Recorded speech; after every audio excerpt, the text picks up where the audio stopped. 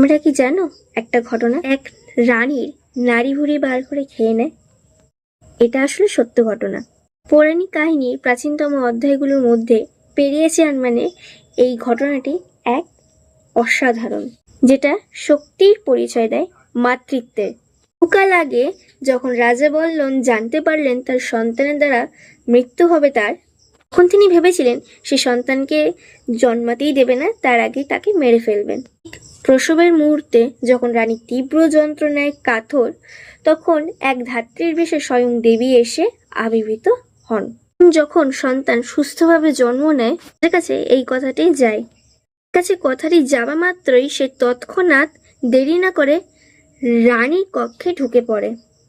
যখন নিজের সন্তানটিকে আক্রমণ করতে যায়, সময় ধাত্রীরূপী দেবী সে নিজে ভয়ঙ্কর রূপ ধারণ করেন। তারপর রাজাকে শাস্তি দিয়ে তাকে মেরে দেন।